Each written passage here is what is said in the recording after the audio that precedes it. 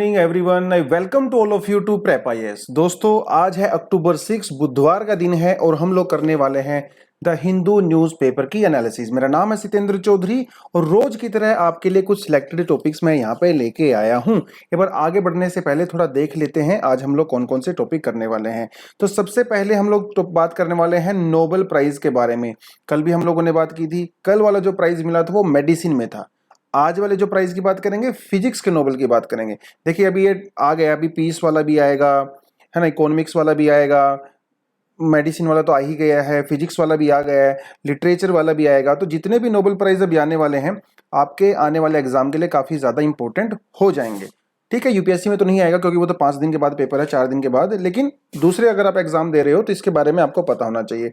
सिर्फ और सिर्फ इनके नाम नहीं पता होना चाहिए, इन्होंने कौन से सेक्टर में डिस्कवरी की है वो पता होना चाहिए, और नोबेल प्राइज के बारे में आपको बेसिक बेसिक इंफॉर्मेशन पता होना चाहिए। राइट, कहाँ से शुरू हुआ था, क्यों शुरू हुआ था, कौन कौन सी कैटेगरी कब जोड़ी गई थी, कौन इसको प्रोवाइड करता है, इंडिया के पर्सपेक्टिव में इसको जानना चाहिए। तो इसको हम लोग पढ़ेंगे।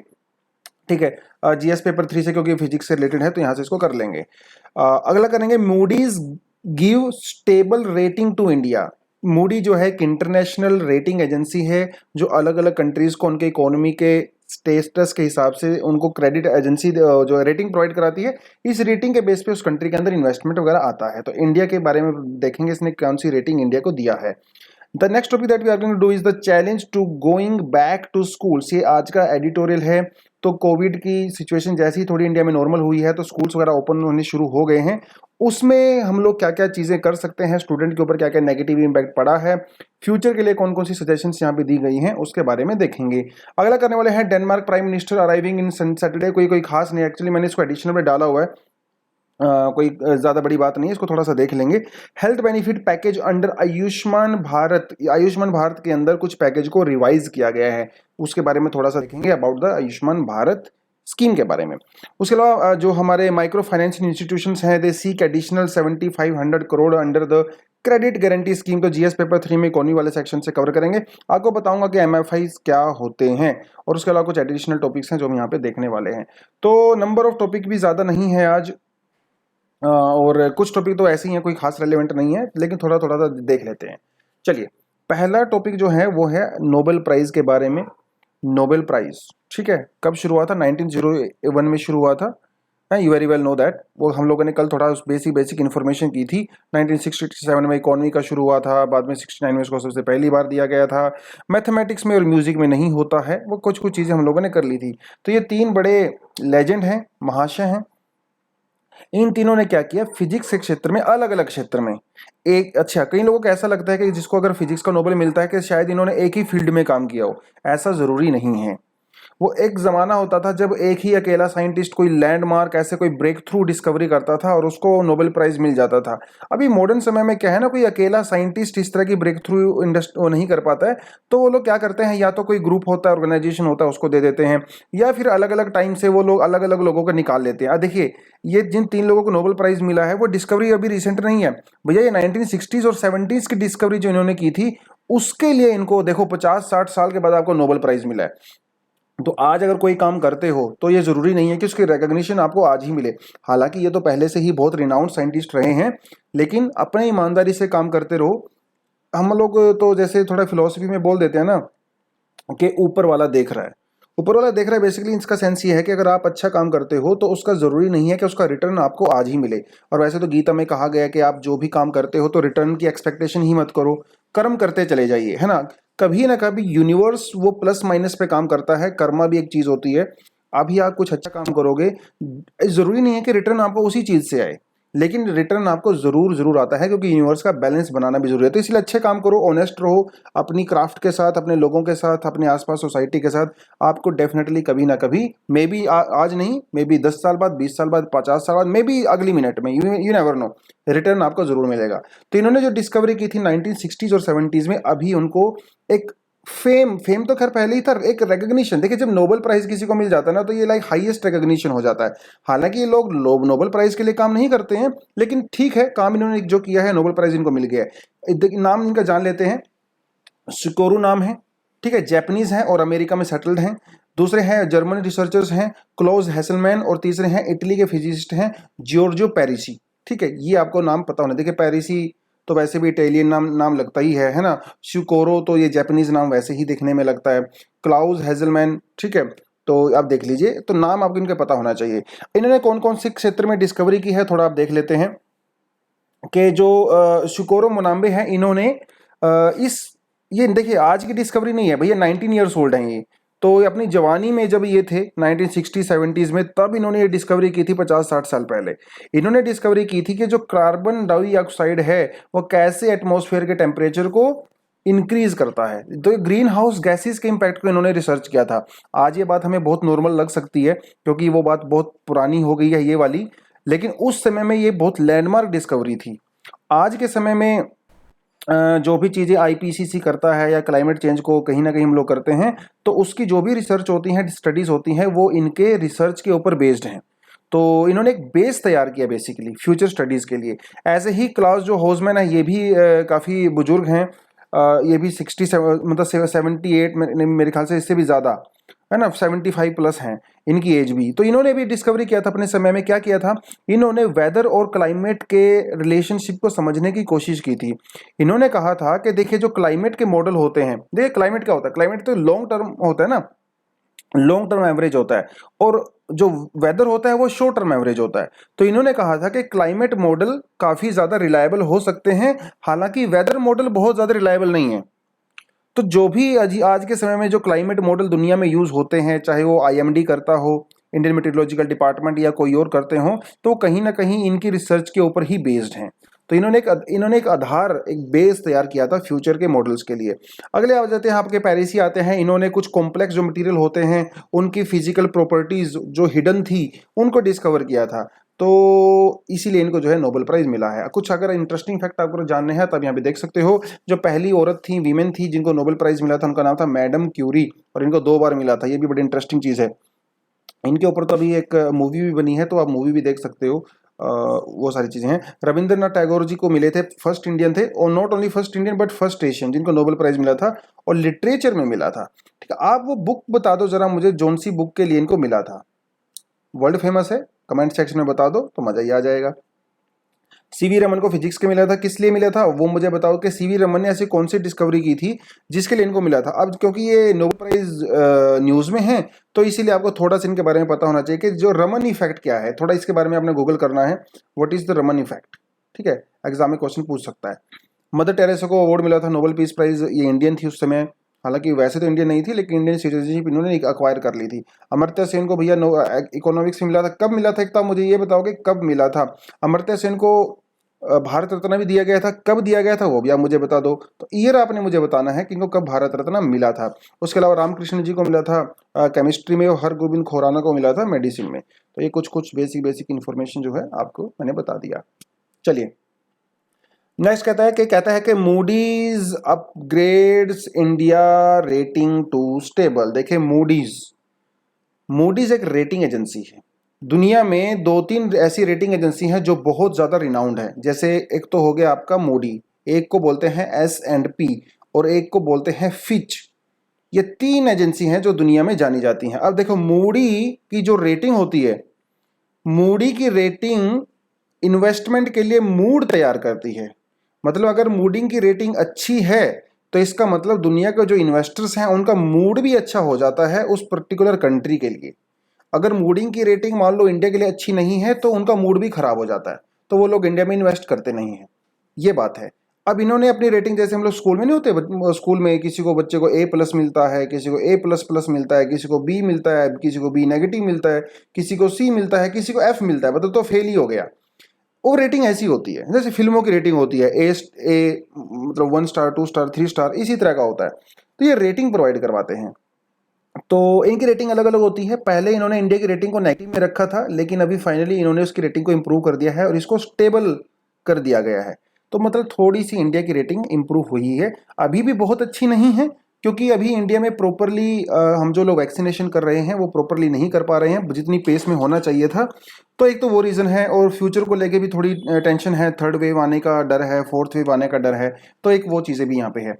तो इन्होंने इंडिया की रेटिंग जो है कितने पे रखी है, Baa3। तो ये भी एक कैटेगरी होती है। BAA3, BAA, BA+, B+, AA+, इस तरह की कुछ कैटेगरी होते हैं, मैं दिखाऊंगा आपको। और 2021 2022 के लिए इन्होंने इंडिया का जीडीपी ग्रोथ 9.3 रखा है। ठीक है, दिखने में आपको काफी अच्छा लग रहा है, लेकिन ये बेस इफेक्ट की वजह से है, क्योंकि पहले इंडिया की जीडीपी बहुत ज्यादा डाउन चली गई थी, तो वहां से थोड़ा सा इंप्रूव हमने शुरू किया है, जो है 9.3। लेकिन अभी भी हमारी जीडीपी की ग्रोथ प्री पेंडेमिक टाइम से काफी ज्यादा कम है। भैया जब आप बिल्कुल बॉटम में ही चले जाओगे तो फिर कैसे काम चलेगा, है ना। मतलब सपोज करिए आप, जिसे बेस इफेक्ट कहते हैं, कि पहले आप यहाँ पे खड़े थे लेकिन अचानक से आप यहाँ चले गए। ठीक है, अब यहां से आपको ग्रोथ करनी है, पहले तो इस लेवल तक लेके आना है, उसके बाद आपको इस लेवल से ऊपर जाना है। तो अभी तो हम लोग इस पहले वाले लेवल से काफी नीचे हैं, तो हम यहां से थोड़ा सा बाउंस बैक करने की कोशिश कर रहे हैं, इसलिए हमारे जीडीपी फिगर काफी हाई नजर आ रहे हैं। लेकिन वो किस लिए नजर आ रहे हैं, बेस इफेक्ट की वजह से आ रहे हैं। बहुत नीचे था पहले वालों, मतलब पहले अगर आप सपोज करो, पहले आप 100 रुपए कमा रहे थे, अचानक से आपने 10 रुपया कमाया, लेकिन अभी अभी आपने क्या किया, 20 रुपीज कमाना शुरू कर दिया। लेकिन आपको देखने से तो ऐसा लगेगा, अरे वाह यार, आप तो 100% इंक्रीज कर रहे हो, ग्रोथ कर रहे हो। लेकिन भैया वो पिछले वाले 100 से तो अभी भी बहुत कम है ना। आप 20 के बजाय 40 रुपीज अर्न करना शुरू कर दोगे तो लगेगा कि यार आपकी ग्रोथ तो 400% हो रही है। अरे भैया वो पिछले वाले 100 रुपए से तो अभी भी कम है ना। इसे बेस इफेक्ट कहते हैं। तो मैं कई बार लोगों को देखता हूँ व्हाट्सएप वगैरह मैसेज वगैरह या फिर इंस्टाग्राम वगैरह पे लोग डालते रहते हैं कि इंडिया की जीडीपी ग्रोथ इतनी ज़्यादा है, 9 पॉइंट है, 10 पॉइंट है, 11 पॉइंट है। तो वो बेस इफेक्ट की वजह से है, क्योंकि उनको बेसिकली ये कॉन्सेप्ट नहीं समझ में आते हैं, तो फिर वो बच्चों को भी कुछ भी गलत सलत पढ़ाते रहते हैं और खुश होते रहते हैं। एनीवेज, तो उन्होंने ये किया है, बेस इफेक्ट के बारे में थोड़ा सा मैंने बता दिया है। इंडिया में अभी भी कुछ प्रॉब्लम्स हैं, क्यों। एक तो सबसे बड़ी प्रॉब्लम तो इंडिया में यही है, वैक्सीनेशन जो है काफ़ी स्लो चल रहा है।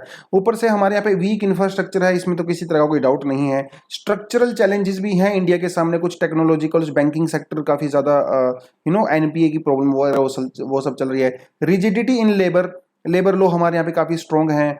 बहुत सारी वेस्टर्न कंट्रीज इंडिया को बार बार कहते हैं कि आप लेबर लॉज को वीक कीजिए, एंड ऑल दैट, है ना, जिसे आप जो है हायर एंड फायर भी कह सकते हो, हायर एंड फायर, क्योंकि फॉरेन कंट्री में बेसिकली वो हायर एंड फायर फॉर्मूले का ही यूज़ करते हैं। लेकिन हालांकि इंडिया ऐसा नहीं कर सकता, बिकॉज हमारे यहाँ पे वर्कर्स को प्रोटेक्ट करना हमारा कॉन्स्टिट्यूशनल राइट है एक तरह से।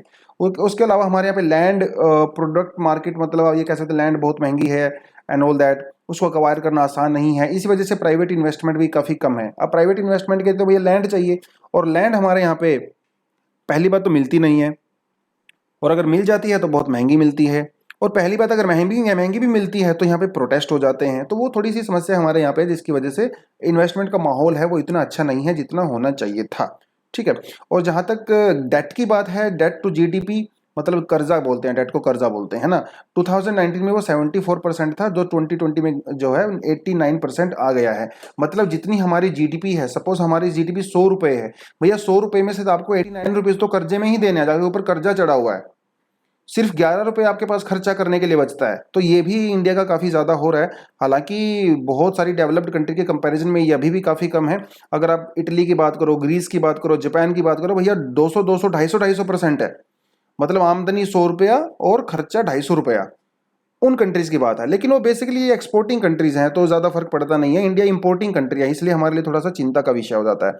अगर आप रेटिंग एजेंसी की बात करो, जैसे ग्रेडिंग, मैंने देखो आपको कुछ करना नहीं है एग्जाम के लिए, मैंने जस्ट आपको एक्सप्लेन करने के लिए इसको लिया हुआ है। जैसे सी से शुरू करते हैं, CA इंडिया की रेटिंग देखो यहाँ पे आती है, ये BAA3, ये इंडिया की रेटिंग है। मतलब ठीक ठाक है, हाई नहीं है। तो जैसे आप A3 A2 A1 A3 A1 और ये AA जो है वो सबसे ज़्यादा होती है। ठीक है, this is the highest kind of rating, जिसकी वजह से आपकी कंट्री में बहुत ज़्यादा इन्वेस्टमेंट आता है। तो ये मूडी की रेटिंग है, ये S&P की रेटिंग है, ये फिच की रेटिंग है। ठीक है, इसको याद आपको करने की जरूरत नहीं है। इंडिया में भी कुछ रेटिंग एजेंसी हैं हमारी डोमेस्टिक, जैसे क्रिसिल, ये सबसे फेमस और सबसे पुरानी रेटिंग एजेंसी है इंडिया की, 1987 में एस्टेब्लिश हुई थी। उसके बाद आती है इकरा जो 1991 में हुई थी। उसके बाद आती है केयर जो 1993 में, और एक है जो एक्रूट रेटिंग एंड रिसर्च 2011 में। ये थोड़ा सा आपको इसके बारे में पता होना चाहिए, कई बार एग्जाम में पूछ लेता है। अरे वो सिंपल से क्वेश्चन पूछ लेगा, which of the following are rating agency, that's it, simple question. चलिए आगे क्या कहता है, आगे कहता है कि health benefit package under Ayushman Bharat revised. Ayushman Bharat की जो स्कीम इंडिया ने चलाई गई थी, कब चलाई गई थी, 2018 में चलाई गई थी। दोस्तों एक इंश्योरेंस स्कीम है। इंश्योरेंस मतलब अगर आप हॉस्पिटलाइज होते हो तो आपका जो पूरा खर्चा है वो सरकार उठाएगी। आपका मतलब हर किसी का नहीं, जो इसके लिए एलिजिबल हैं, मतलब जो बिलो पॉवर्टी लाइन है या जिनके पास साधन नहीं है, उनके लिए एक इंश्योरेंस स्कीम है। और ये तीनों लेवल पे होती है, ये आपका प्राइमरी लेवल पे, सेकेंडरी लेवल पे और टर्शरी, तीनों लेवल पे इसको बेनिफिट दिया जाता है। टर्शरी लेवल का मतलब होता है जब आप हॉस्पिटलाइज होते हो, है ना, जब हॉस्पिटल में एडमिट होते हैं उसको टर्शरी बोलते हैं, जब थोड़ी सी क्रिटिकल सिचुएशन होती है। सेकेंडरी लेवल में आपका जो दवाइयाँ वगैरह का होता है वो सब होता है। प्राइमरी लेवल में जो बिल्कुल आपके प्राइमरी हेल्थ सेंटर हैं, जो आपके फैमिली डॉक्टर हैं, उनका जो खर्चा होता है वो सब। तो ये है, थोड़ा सा आपको इसके बारे में पता होना चाहिए। दुनिया की सबसे largest government sponsored health care programme है, ये आपसे एग्जाम में पूछ सकता है, वर्ल्ड्स लार्जेस्ट। और ये सेंट्रली स्पॉन्सर्ड स्कीम है, मतलब इसमें कुछ पैसा सेंटर देता है, कुछ पैसा स्टेट्स देता है। सेंट्रल स्पॉन्सर्ड स्कीम उसको बोलते हैं। इसका पूरा मकसद क्या है, एम क्या है? एम है इसका to provide access to health care for low income earners. ठीक है, नेशनल हेल्थ इंश्योरेंस स्कीम, तो ये थोड़ा सा आपको इसके बारे में पता होना चाहिए। अब इसके अंदर जो कुछ बहुत सारी बीमारियां हैं जिसके अंदर इंक्लूड की गई हैं, कुछ अलग अलग बीमारियों के लिए अलग अलग खर्चा दिया जाता है, वो सारी की सारी चीज़ें हैं। तो उसको बेसिकली रिवाइज किया गया है, किसी में 20% का इंक्रीज कर दिया गया, किसी में 400% का इंक्रीज कर दिया गया। लेकिन यहाँ पे जो मैं आपको बताना चाहता हूँ वो ये है कि इसमें ब्लैक फंगस को अभी रिसेंटली इंक्लूड किया गया है, पहले ब्लैक फंगस इसमें इंक्लूड नहीं था। यू वेरी वेल नो कि कोविड जिन लोगों को काफ़ी हो गया था सीरियस, जिनको बहुत ज़्यादा स्टीरॉइड दिया जाता है उनके ट्रीटमेंट के लिए, उनको ब्लैक फंगस की प्रॉब्लम यहाँ पे हो गई थी लोगों को ना, तो उनको भी इसमें ऐड किया गया। तो ये एक हिसाब से स्टेटमेंट पूछ सकता है, सिंपल सा स्टेटमेंट पूछेगा, which of the following statements are true about the Ayushman Bharat scheme. उसमें आपको पूछेगा कि black fungus is also included, this is world's largest government sponsored scheme, है ना, इस तरह से पूछेगा आपसे। तो आपको ये पता होना चाहिए। ठीक है, चलो। हाँ, और जो नोडल एजेंसी है वो कौन सी है इसकी? Nodal agency is Ayushman Bharat प्रधानमंत्री जन आरोग्य योजना का जो ये नाम है, ये इसकी एपेक्स बॉडी है नेशनल हेल्थ अथॉरिटी, NHA। ठीक है, under ministry of health and family welfare. ठीक है, ये मिनिस्ट्री है, नेशनल हेल्थ अथॉरिटी वो बॉडी है, एपेक्स बॉडी, और आयुष्मान भारत प्रधानमंत्री जन आरोग्य योजना, PABPMGAY, ये जो है स्कीम का नाम है। तो basic information you should know. चलिए आगे क्या कहता है? आगे कहता है कि MFIs seek additional 7500 crore under credit guarantee scheme. ये क्या है क्रेडिट गारंटी स्कीम? नाम से ही पता चल रहा होगा आपको। जो मीडियम स्मॉल इंडस्ट्री होती हैं या छोटे छोटे कारोबार होते हैं, जैसे कोई सेल्फ हेल्प ग्रुप हो गया, या ना कोई छोटे छोटे कारोबार होते हैं, उसको क्रेडिट देने के लिए, मतलब उसको लोन देने के लिए एक स्कीम चलाई गई थी। काफ़ी पुरानी स्कीम है, नई स्कीम नहीं है। तो उसके अंदर जो MFIs हैं, मतलब जो माइक्रो फाइनेंशियल इंस्टीट्यूशंस हैं, उन्होंने सरकार से 7500 करोड़ रुपीस की एक्स्ट्रा मदद मांगी है ताकि वो उनकी मदद कर सकें। ठीक है, देखिए नाम से ही समझ में आ रहा होगा, माइक्रो फाइनेंस मतलब छोटे छोटे जो मंझले बिजनेसमैन होते हैं उनकी हेल्प करने के लिए बनाया गया है। इसके लिए जो साधन, ये आपको पता होना चाहिए। साधन का मतलब होता है association of the community development finance institution. ये एक सेल्फ रेगुलेटरी बॉडी है फॉर MFIs। इसके अंदर बहुत सारे छोटे छोटे MFIs होते हैं, कुछ बैंक भी होते हैं, कोऑपरेटिव बैंक्स होते हैं, NBFCs होते हैं। NBFC का मतलब क्या होता है? Non banking financially companies and corporations. ठीक है, उसको इसके लिए यूज किया जाता है। और इसको रेगुलेट करने के लिए एक ट्रस्ट बनाया गया था जिसे कहा जाता है credit guarantee fund trust for the micro and the small enterprises. जो भी इनको पैसा वैसा देने का पूरा काम किया जाता है वो इस ट्रस्ट के थ्रू किया जाता है। ठीक है, और इसको किसने स्पॉन्सर किया है? सिडबी ने इसको स्पॉन्सर किया है। और ये कोलेटरल फ्री होते हैं सारे के सारे क्रेडिट। देखिए छोटी सी बात है, छोटे बोल रहे जो बिजनेसमैन होते हैं उनके पास कोई कागज के लैंड पेपर थोड़ी होते हैं, तो ये कोलेटरल फ्री होता है, तो उनको कुछ भी सिक्योरिटी नहीं देनी पड़ती है। उनको बस अपने पिछले 2-3 साल का रिवेन्यू दिखाना रहता है, प्रॉफिट दिखाना रहता है, उसके बेसिस पर उनको लोन मिल जाता है। माइक्रो फाइनेंस इंडिया में क्यों शुरू किया गया था? यू वेरी वेल नो कि इंडिया में माइक्रो फाइनेंस इसलिए शुरू किया गया था कि ताकि जो रूरल एरियाज में लोग हैं जो छोटे छोटे बिजनेस करते हैं उनकी भी फाइनेंशियल सपोर्ट हो सके। और क्योंकि ये जो MSMEs होते हैं ये हमारे GDP में काफी ज्यादा कंट्रीब्यूट करते हैं एक्सपोर्ट सेक्टर में। लगभग 45% इंडिया का जो एक्सपोर्ट होता है वो SMSE से होता है, तो जो एक बहुत इंपॉर्टेंट चीज है। साइलेंट फीचर क्या है इसका? आप देख सकते हो, borrowers are from the lower income group, loans are of the small amount, छोटे छोटे अमाउंट के लोन होते हैं। Loans are offered without collateral और very good, high frequency of repayment होती है यहाँ पे। वहां पे विजय माल्या जैसे लोग नहीं होते जो करोड़ रुपए लेके भाग जाते हैं। Loans are generally taken for the income generation purpose.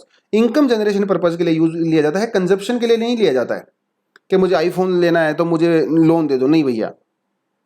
Income generation के लिए किया जाता है। जैसे एनबीएफसीज की यहाँ पे बात की गई, जिसे कहा जाता है नॉन बैंकिंग फाइनेंशियल कंपनीज। अब ये नॉन बैंकिंग मतलब ये फाइनेंशियल सेक्टर में तो हैं लेकिन बैंक नहीं है, इसीलिए इनको नॉन बैंकिंग बोला जाता है। ये कई सारे ऐसे काम करते हैं, मतलब ये पैसे का लेन देन करते हैं इसलिए ये बैंकिंग है, लेकिन ये प्रॉपरली बैंकिंग वाले फंक्शन नहीं करते हैं, इसलिए इनको नॉन बैंकिंग फाइनेंशियल कंपनीज बोली जाती हैं।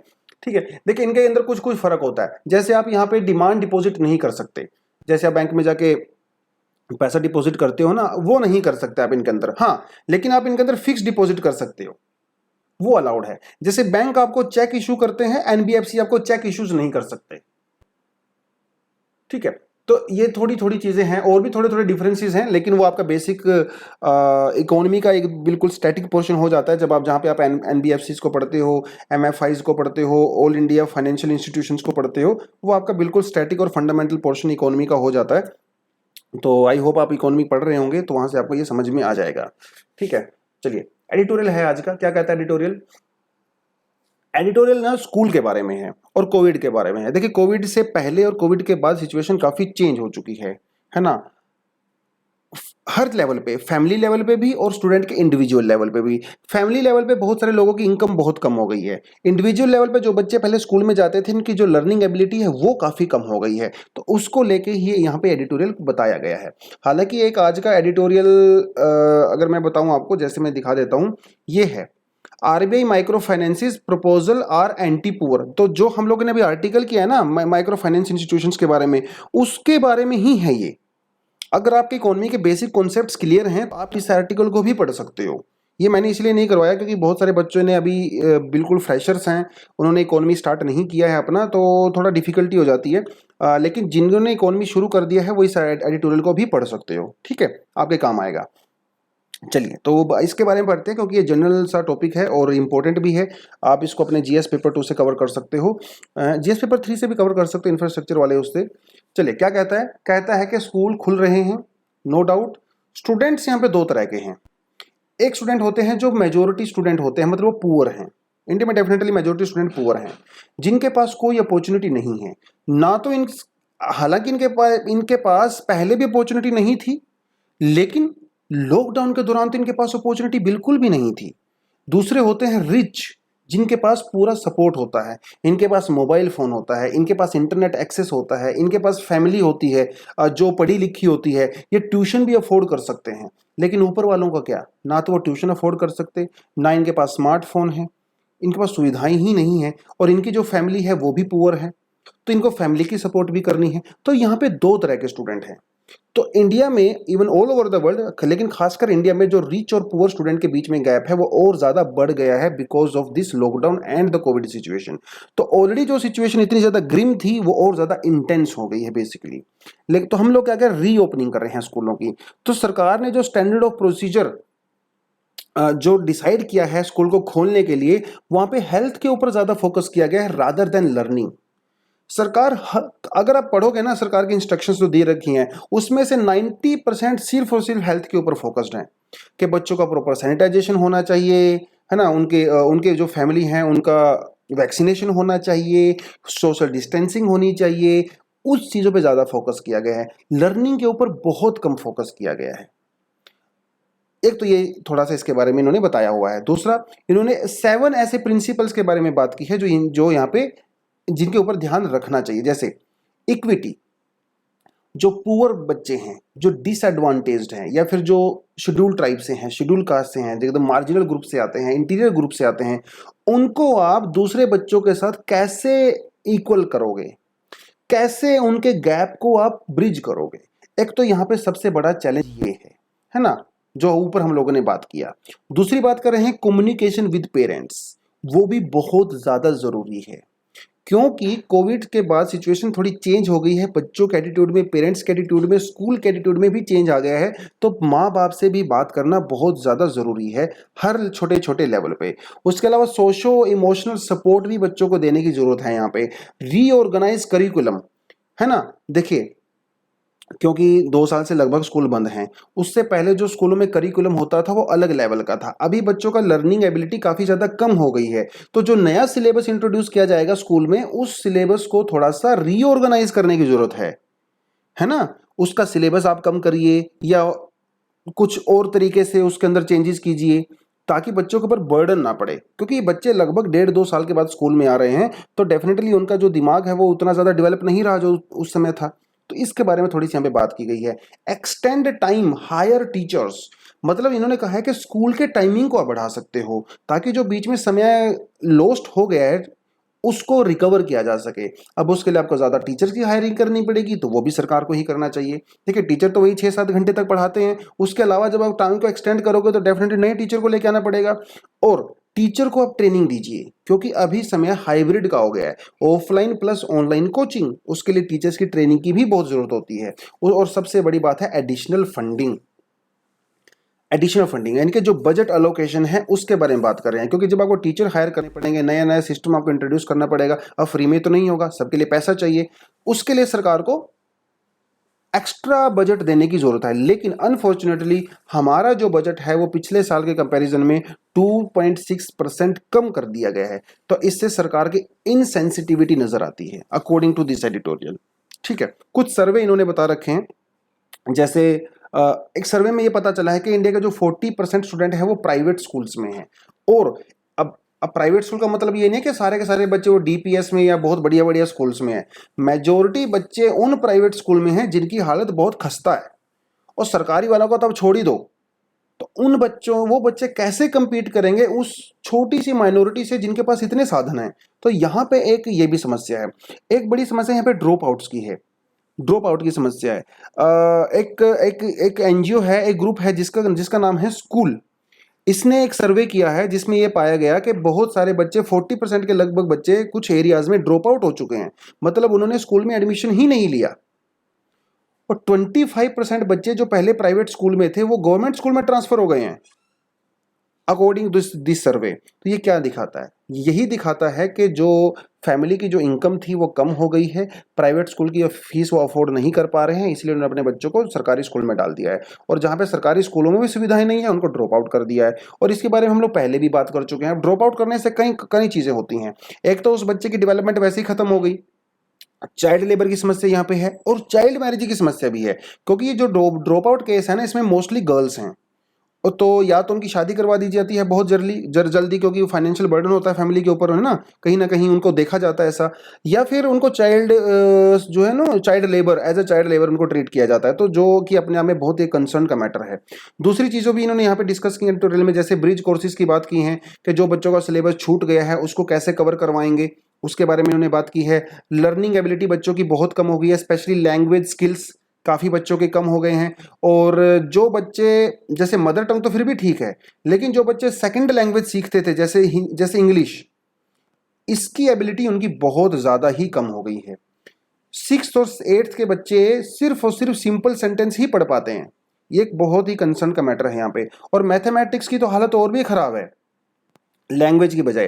तो क्या करना चाहिए? अब इतनी सारी समस्याएं हमारे सामने है, चैलेंज हमारे सामने है, तो उसका सॉल्यूशन क्या हो सकता है? देखिए, सॉल्यूशन ही हो सकता है कि पहले तो आपको लैंग्वेज लर्निंग के ऊपर फोकस करना पड़ेगा, है ना। जो टीचर्स हैं उनको आप स्पेशली ट्रेनिंग दीजिए, स्पेशल तरीके से उनको गाइडलाइंस दीजिए कि जो बच्चों का लैंग्वेज स्किल है उसके ऊपर फोकस करना बहुत ज़्यादा जरूरी है। उसके बाद मैथमेटिक्स वाले कोर्स पर आप फोकस कर सकते हो, सोशो इकोनॉमिक लर्निंग के ऊपर आप फोकस कर सकते हो। सोशो इमोशनल का मतलब ये होता है कि बच्चे आपस में मिलें, बातचीत करें, एक दूसरे से सीखें, है ना, और वो उसको सोशल इमोशनल लर्निंग बोलते हैं। बच्चों की इमोशनल नीड को ध्यान में रखना भी जरूरी होता है। उसके अलावा नो ड्राइव बाय सीक्वेंस, मतलब जैसे जो चैप्टर वाइज होता है ना, first chapter, second chapter, third chapter, fourth chapter, तो चैप्टर वाइज ना जाके आप लर्निंग पे ऊपर फोकस करो, क्योंकि चैप्टर वाइज जब आप जाते हो ना स्कूल में, तो वो रोट लर्निंग यानी कि रट्टे को ज़्यादा है ना वो मिलता है, मतलब प्रेसिडेंस मिलता है। लेकिन इनका कहना है कि भाई रट्टे पे फोकस मत कीजिए, उनकी एक क्रिटिकल एबिलिटी के ऊपर आपको फोकस करने की जरूरत है। कोचिंग मोड में आपको आने की जरूरत है। कोचिंग मोड में मतलब मास टीचिंग नहीं, कोचिंग मोड, क्योंकि कोचिंग मोड जो है 1-to-1 होती है। कोचिंग मोड में टीचर का स्टूडेंट के साथ एक एक डायरेक्ट रिलेशन होता है, लेकिन मास टीचिंग में नहीं होता है। मास टीचिंग में अब तो जैसे मान लो आपके सामने 50 बच्चा बैठा है तो उनको सबको पढ़ा के आप चले गए वहां से। कोचिंग मोड का मतलब होता है कि आप हर बच्चे की इंडिविजुअल नीड्स के बारे में बात करते हो, उसकी इंडिविजुअल नीड्स को एड्रेस करते हो, उसे कोचिंग मोड कहा जाता है। उसके अलावा जो रिटायर्ड टीचर्स हैं आप उनको इन्वॉल्व कर सकते हो, उनको दोबारा से रीहायर कर सकते हो कॉन्ट्रैक्ट बेसिस पे, या जो वॉलंटियर्स होते हैं, कॉलेज में जाने वाले बड़े बच्चे होते हैं, उनको वॉलंटरली यहाँ पे वो लोग भी कहीं ना कहीं कंट्रीब्यूट कर सकते हैं। ठीक है, तो इसके उसके बारे में ही यहाँ पे ये बताया गया है। अगर आप मेंस का यहाँ पे कोई आंसर लिखना चाहते हो तो आप लिख सकते हो। जैसे अगर मैं अपने हिसाब से आपको बताऊं तो पूछ सकता है कि what are the challenges in opening schools after lockdowns. बस सिंपल सा क्वेश्चन आपसे पूछ सकता है। Discuss the solutions as well और सजेस्ट सम सॉल्यूशंस। सिंपल है, ज़्यादा फैंसी नहीं करते हैं। Suggest some solution. तो सॉल्यूशन तो आपको इसमें बता ही रखा है, चैलेंज भी आपको बता रखा है जो ऊपर की तरफ हम लोगों ने चैलेंज किया है ना, वो बातें की है। तो ये सिंपल सा क्वेश्चन आपका 150 वर्ड्स में आप आसानी से इसको लिख सकते हो, कोई ज़्यादा डिफिकल्ट नहीं है। उसके अलावा डेनमार्क की प्राइम मिनिस्टर हैं, इंडिया में विजिट करने वाली हैं। इनका बेसिक मुद्दा एक ही रहेगा, क्लाइमेट चेंज। क्योंकि आजकल क्लाइमेट चेंज के बारे में सब लोग बात कर रहे हैं बिकॉज ऑफ द COP26 जो ग्लासगो में होने वाला है। ठीक है, उसके बारे में बात कर रहे हैं। देखिए, डेनमार्क के साथ हमारा एक प्रोजेक्ट भी चल रहा है तमिलनाडु के अंदर, जहां पे 4 to 10 गीगावाट बिजली हम लोग प्रोड्यूस करने वाले हैं। कहाँ पे? गल्फ ऑफ मन्नार में। गल्फ ऑफ मन्नार कहाँ है? You very well know. तो वहां पे एक पावर प्लांट लगाने वाले हैं with the help of Denmark. तो उसके बारे में ही हम लोग बात करने वाले हैं। अगला है the mat on the mat. देखिए, आप इसको यहाँ पे पढ़ सकते हो कहीं ना कहीं, क्योंकि ये पुलिस, हालांकि हम लोगों ने भी पुलिस रिफॉर्म के बारे में 1-2 एडिटोरियल कर चुके हैं हम लोग, तो उसके बारे में बता रखा है। जैसे यूएसए के अंदर जॉर्ज फ्लॉयड वाला केस हुआ था, अभी रिसेंटली एक यूके में बड़ा गंदा केस हुआ है, वहां पे एक वीमेन की एक पुलिस ऑफिसर ने किडनैप कर लिया, उसको रेप किया, उसके बाद उसको मार दिया गया। और इसी तरह के केस जो है इंडिया में भी होते रहते हैं। जैसे तमिलनाडु में जयराज नाम, वो बेटा और उसके फादर दोनों को मार दिया गया था। रिसेंटली केस हुए ये गाजियाबाद में ना, तो उसको लेके पुलिस ब्रुटैलिटी के बारे में यहाँ पे बात कर रखी है कि क्या क्या रिफॉर्म करने की हम लोगों को जरूरत है। तो इसके बारे में भी आप यहाँ पे पढ़ सकते हो। ठीक है, उसके अलावा क्या कर रहा है? Must look at the weakness and the strength of 13A के बारे में हमें ऑलरेडी पता है। 13 अमेंडमेंट एक्ट किसकी बात है ना? श्रीलंका की बात हम लोग कर रहे हैं, क्योंकि श्रृंगला जी हमारे जो सेक्रेटरी हैं वो वहाँ पे विजिट किया हुआ है। तो ये 13 अमेंडमेंट की बात कर रहे हैं। 13 अमेंडमेंट क्या करता है? कल भी मैंने आपको करवाया था कि वहाँ पे जो तमिल लोग हैं उनको भी ऑटोनॉमी देनी है बेसिकली उनको। उसके अलावा जजेस की ट्रांसफर की, 14 जजेस की तो कोलेजियम सिस्टम था जो उन्होंने उनको रिकमेंड किया था, तो डिपार्टमेंट ऑफ जस्टिस ने अभी उनको क्लियर कर दिया है। तो उसके बारे में थोड़ी सी बात है, आप देख सकते हो। Online system for the aviation safety. देखिए, एविएशन सेफ्टी को लेके जो वेबसाइट होती है DGCA की, उसके अंदर एक प्रोविजन ऐड कर दिया गया है कि कोई भी आदमी, आप जैसे मेरे जैसे लोग या कोई भी आदमी जिसको लगता है कि वहाँ पे सेफ्टी को लेके कॉम्प्रोमाइज किया जा रहा है, तो वो वेबसाइट पे जा सकता है और अपने कंसर्न को वहाँ पे बता सकता है। ठीक है, विदाउट रिवीलिंग योर नेम। तो ये कहीं ना कहीं हमारे जो एविएशन सेफ्टी है उसको इंप्रूव करने वाला है फ्यूचर में। Scolding not tantamount. देखिए, 2018 का केस है, राजस्थान का केस है। किसी बच्चे को किसी टीचर ने डांट दिया था बिकॉज वो बच्चा इनडिसिप्लिन्ड था, और उस बच्चे ने क्या किया? सुसाइड कमिट कर लिया। तो वो केस सुप्रीम कोर्ट में चल रहा था। सुप्रीम कोर्ट ने भी कहा है कि देखिए, ऐसा नहीं होना चाहिए। मतलब इसका ये है कि भैया टीचर तो डांटेगा ना बच्चे को यार। अगर बच्चा इनडिसिप्लिन्ड है तो टीचर की ड्यूटी है बच्चे को डिसिप्लिन करे, उसको थोड़ा डांट सकते हैं, फिजिकली आप उसका अब्यूज नहीं कर सकते। तो ये सुप्रीम कोर्ट ने कहा है कि स्कोल्डिंग मतलब डांटना जो होता है, it is not a tantamount to abetment of suicide. डांटने मतलब ये नहीं है कि आप उसको सुसाइड के लिए मजबूर कर रहे हो या फिर वो सारी चीजें। तो ऐसा सुप्रीम कोर्ट ने बोला है। ठीक है, इसके बारे में आपको मैंने पहले बता दिया। चलिए, आज हम यहीं पे खत्म करते हैं। Thank you very much. जय हिंद एंड ऑल द बेस्ट।